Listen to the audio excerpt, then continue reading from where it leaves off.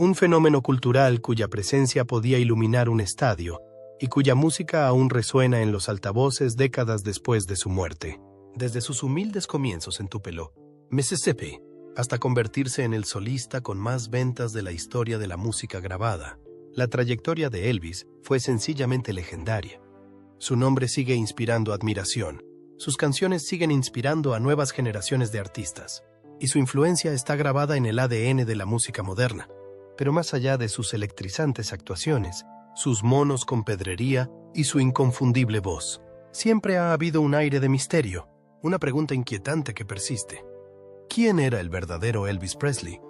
Nacido el 8 de enero de 1935 en una modesta casa de 2 habitaciones en Tupelo, Elvis Aaron Presley llegó al mundo junto a un hermano gemelo, Jesse Garon, que había nacido trágicamente muerto solo 35 minutos antes. Esa pérdida marcaría el vínculo de Elvis con su familia, especialmente con su madre, Gladys Love Presley. Para Elvis, ella lo era todo: protectora, animadora y guía espiritual. La vida de los Presley estuvo marcada por las dificultades y la resistencia. Encontraron consuelo en su fe, acudiendo a una iglesia de la Asamblea de Dios, donde un joven Elvis conoció por primera vez las elevadas armonías de la música gospel, un sonido que se convertiría en el alma de su estilo característico. El dinero siempre escaseaba. Su padre, Vernon Presley, hacía pequeños trabajos para mantener a la familia, pero en 1938 fue arrestado por falsificación de cheques y condenado a 8 meses de prisión. Los Presley perdieron su casa. Esa inestabilidad temprana nunca abandonó a Elvis, incluso cuando alcanzó la fama mundial. Sin embargo, tal vez fuera esta misma lucha, la pérdida, la añoranza, la profunda conexión con la fe y la familia, la que dio a Elvis su voz única, una voz no solo en sonido, sino en espíritu, una voz que podía hacerte bailar, llorar y creer, todo a la vez. En medio de todo esto, Elvis seguía seriamente interesado en la música. En septiembre de 1941, comenzó el primer grado en East Tupelo Consolidated, y sus maestros lo consideraban un alumno promedio. Su primera experiencia pública fue el 3 de octubre de 1945, cuando participó en un concurso de canto en la Feria y Exposición Lechera de Mississippi, Alabama. Con solo 10 años, cantó Old Shep y más tarde recordó que quedó en 5º lugar. Ese año, por su cumpleaños, le regalaron su primera guitarra, para su consternación, ya que había estado deseando tener una bicicleta. Sus tíos y el pastor de su iglesia le enseñaron rudimentos, pero Elvis aprendió sobre todo por su cuenta observando a otros músicos. Cogí la guitarra, observaba a la gente y aprendí a tocar un poco. Recordó más tarde, pero nunca actuaba en público. Me daba mucha vergüenza.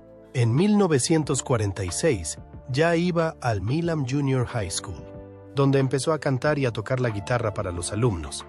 Pero otros no le animaban. Los estudiantes se burlaban de él diciéndole que su música era de paletos y se reían de su aspecto.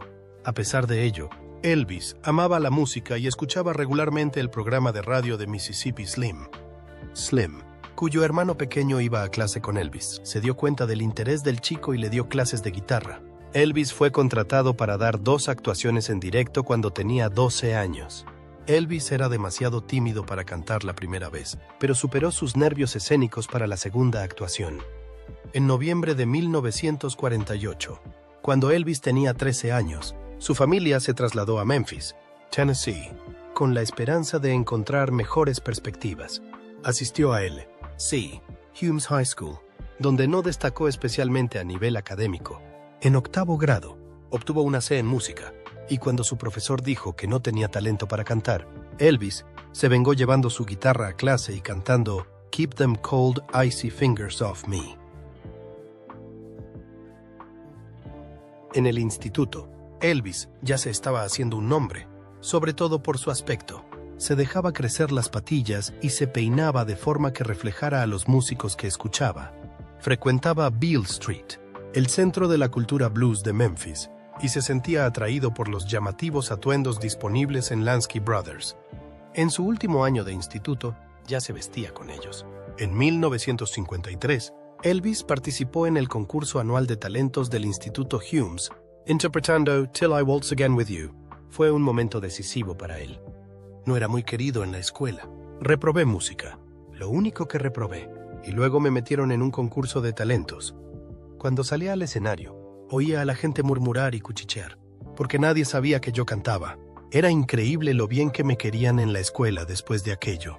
Recordaba más tarde, aunque Elvis nunca aprendió a leer música, tocaba de oído y pasaba horas en tiendas de discos escuchando country, gospel y rhythm and blues. Le influyeron especialmente artistas como Hank Snow, Roy Acuff y el cantante de gospel Jake Hess. Su experiencia con la música afroamericana también fue importante. Escuchaba todos los días WDIA, una emisora de radio de Memphis que emitía lo que entonces se denominaba discos raciales. Aprendió los sonidos de intérpretes de blues como Arthur Crudup, Rufus Thomas y B. King, a quienes conoció en Beale Street antes de su ascenso a la fama. King declaró posteriormente: Elvis y yo nos conocíamos muy bien. Solía verle por ahí, particularmente cuando estaba empezando. Cuando Elvis se graduó en junio de 1953, ya había tomado una decisión. La música era lo que tenía por delante, la carrera icónica. En agosto de 1953, Elvis Presley, que solo tenía 18 años, entró en el servicio de grabación de Memphis para grabar un disco de acetato de 2 caras. Pagó $4 para grabar My Happiness y That's When Your Heartaches Begin. El propio Elvis declaró que grabó el disco para su madre como regalo, pero hay quien piensa que esperaba ser descubierto. El biógrafo Peter Guralnick sugirió que Elvis eligió el estudio Sam Phillips porque quería ser descubierto. No salió nada de la grabación, pero volvió a intentarlo en enero de 1954, grabando I'll Never Stand in Your Way y It Wouldn't Be the Same Without You. Todavía, ninguna puerta se abrió. Elvis audicionó con un grupo de canto local conocido como The Songfellows, pero lo rechazaron. Eddie Bond, un cantante que dirigía una banda en Memphis, también le rechazó. Bond indicó más tarde que aconsejó a Elvis que condujera camiones porque nunca tendría éxito como cantante. Ese rechazo podría haberle destrozado, pero Elvis persistió. Al mismo tiempo, Sam Phillips buscaba a alguien que pudiera popularizar la música negra. En junio de 1954, dio a Elvis la oportunidad de grabar una balada titulada Without You, Sin Ti, pero Elvis fracasó en el intento y Phillips no quedó impresionado. Aún así, algo en la voz de Elvis le fascinó, así que invitó a 2 músicos locales, el guitarrista Scotty Moore y el bajista Bill Black, a venir para una sesión de grabación.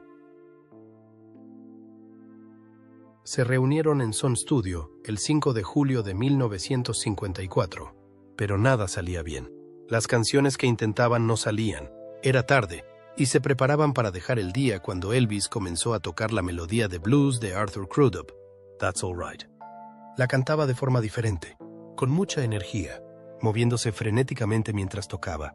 De repente, Elvis empezó a cantar esta canción, saltando y actuando como un tonto, y entonces Bill cogió su bajo y empezó a actuar como un tonto también, recordó Moore más tarde. Sam Phillips se puso a grabar de inmediato. Este era el sonido que había estado buscando. 3 días después, el disc jockey de Memphis, Dewey Phillips, que no era pariente de Sam, puso That's All Right en su programa de Radio Red, Hot and Blue. La reacción fue tremenda. La emisora recibió una avalancha de llamadas de oyentes eufóricos, muchos de los cuales preguntaban si Elvis era negro. Cuando Dewey invitó a Elvis a una entrevista, le preguntó en qué instituto se había graduado.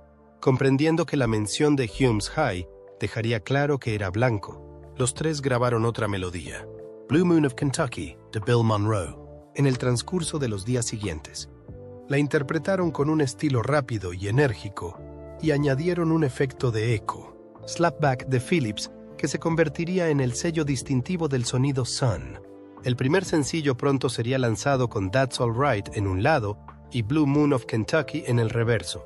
La primera actuación en directo de Elvis con Scotty Moore y Bill Black tuvo lugar el 17 de julio de 1954 en el Bon Air Club de Memphis.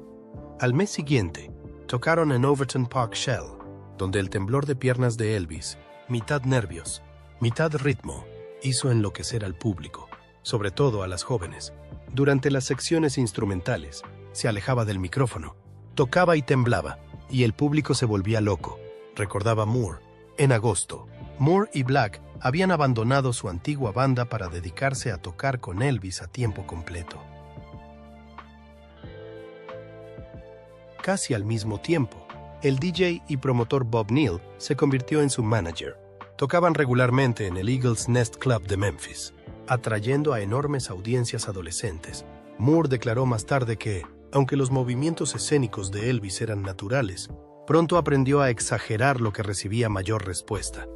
Hacía algo una vez y luego lo ampliaba rápidamente, incluso con su nueva popularidad. No estaba contento con todo el mundo. El 2 de octubre de 1954, Elvis actuó solo en el Grand Ole Opry de Nashville. Una interpretación de su canción, Blue Moon of Kentucky, no le sentó bien. Más tarde, el gerente del Opry, Jim Denny, le contó a Sam Phillips que Elvis no estuvo mal, pero que no era adecuado para el espectáculo. Fue decepcionante, pero nada podía detenerlo. No había hecho más que empezar. La apreciación musical de Elvis Presley comenzó cuando era niño, y el gospel fue el responsable de definir su música. La madre de Elvis, Gladys Presley, ha contado cómo a los 2 años de edad, Elvis se deslizaba de su regazo en los servicios religiosos de la Asamblea de Dios en Tupelo, Mississippi, y corría a la plataforma. Se quedaba allí, mirando al coro e intentando cantar en armonía con ellos.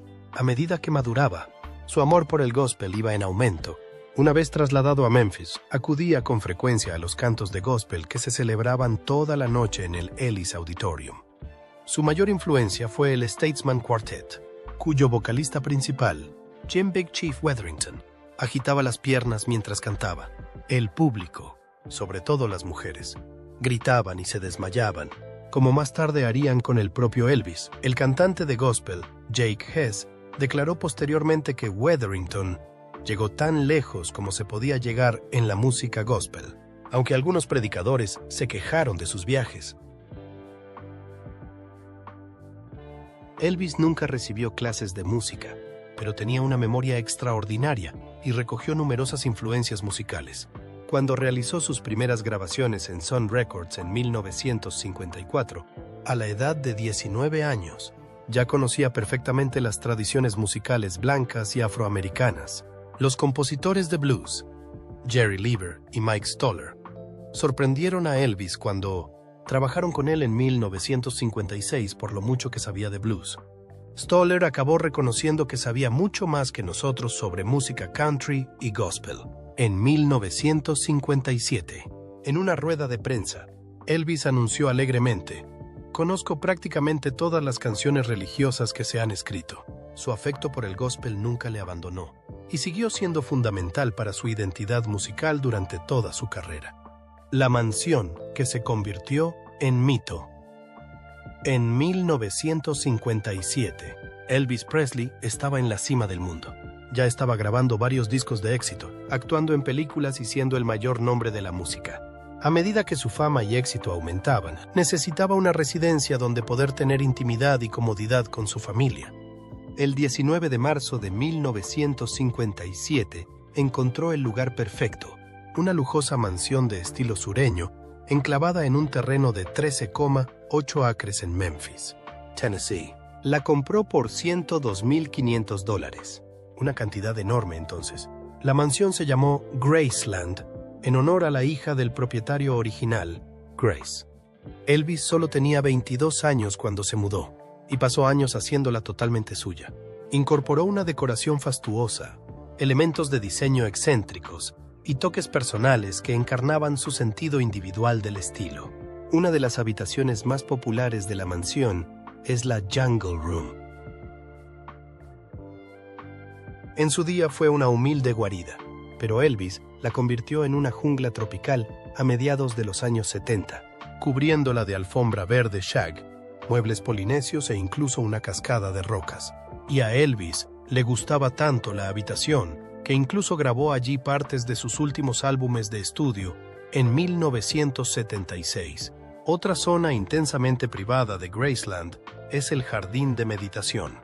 Elvis construyó el jardín como un refugio de paz, una zona donde sentarse y relajarse lejos del caos de la celebridad. Trágicamente, también fue su lugar de descanso definitivo. Elvis fue enterrado allí tras su muerte en 1977, junto a sus padres, Vernon y Gladys, y su abuela Minnie May. En la actualidad, miles de fans acuden cada año al jardín para honrar a su héroe. A lo largo de los años, Graceland ha sido el centro de muchas historias y rumores extraños. Uno de los más duraderos es que Elvis nunca se fue. Hay quien cree que escenificó su propia muerte y desapareció, citando supuestos avistamientos suyos en Graceland muchos años después de 1977. Otros han dicho haber visto su fantasma paseando por los pasillos de la mansión. Algunos de sus antiguos empleados han afirmado haber tenido experiencias extrañas, como el parpadeo de las luces, ruidos extraños e incluso visiones de Elvis sentado en su piano. La única hija de Elvis, Lisa Marie Presley, hablaba con frecuencia de su fuerte relación con Graceland. Graceland sigue siendo la residencia más popular de Estados Unidos y atrae a más de 600,000 visitantes al año. Se ha dejado exactamente como la dejó Elvis desde que se abrió al público en 1982, desde el reluciente salón blanco hasta la excéntrica sala de televisión, donde veía 3 pantallas simultáneamente. Incluso sus adorados sándwiches de mantequilla de cacahuete y plátano siguen figurando en el menú de su cafetería. A pesar de todos los mitos y el misterio que envuelve a Graceland, hay algo que es seguro. Para Elvis era más que una casa. Era su santuario, la casa de sus sueños, y ahora permanece como monumento a su asombrosa vida y carrera. Conspiraciones, rumores y misterios sin resolver. Elvis Presley, el rey del rock and roll, ha sido objeto de muchas teorías conspirativas y enigmas desde su muerte en 1977. Una de las teorías conspirativas más antiguas es que Elvis fingió su propia muerte y sigue vivo. Esta teoría cobró fuerza poco después de su muerte, el 16 de agosto de 1977. Las versiones oficiales apuntaban a que Elvis había sufrido un infarto a los 42 años, pero otros no estaban convencidos. Citaron discrepancias en los informes de la autopsia y el caso de que su segundo nombre estaba mal escrito en su tumba como Aaron, cuando en realidad era Aaron, su verdadero nombre. Este error ortográfico hizo que algunas personas pensaran que era una señal de que Elvis estaba vivo. Desde entonces, se han registrado 5 décadas de avistamientos de Elvis. Uno de los primeros ocurrió el 17 de agosto de 1977, el día después de su muerte, cuando, según se informa, Elvis fue visto en el aeropuerto internacional de Memphis por un hombre que se parecía a él. El hombre dio el nombre de John Burroughs, un alias que utilizaba para reservar hoteles. A finales de la década de 1980, se produjeron avistamientos en toda la ciudad de Kalamazoo, Michigan, en los que los ciudadanos afirmaban haber visto a Elvis en tal o cual lugar, incluido un Burger King. The Weekly World News, una publicación sensacionalista, contribuyó a estas teorías publicando una serie de artículos en los que afirmaba que Elvis seguía vivo. Cubrieron varios supuestos avistamientos e incluso sugirieron que Elvis había fingido su muerte para alejarse de los focos. Estas historias, aunque no se apoyan en ninguna prueba real, mantienen las teorías conspirativas durante décadas. Graceland, la famosa mansión de Elvis en Memphis, Tennessee, ha sido el centro de muchos sucesos extraños y leyendas. La gente y los empleados de la mansión han dado testimonio de varios sucesos y apariciones misteriosos, como sonidos extraños y avistamientos de fantasmas que se cree que son del propio Elvis. Se ha especulado con la posibilidad de que el espíritu de Elvis aún permanezca en Graceland. Aparte de estas apariciones fantasmales, durante mucho tiempo han circulado rumores sobre habitaciones ocultas y pasadizos secretos en Graceland. Algunos especulan que Elvis construyó cámaras secretas en la mansión por motivos de privacidad o seguridad. Aunque todas estas afirmaciones se basan en rumores y carecen de pruebas, han contribuido al enigma de Graceland.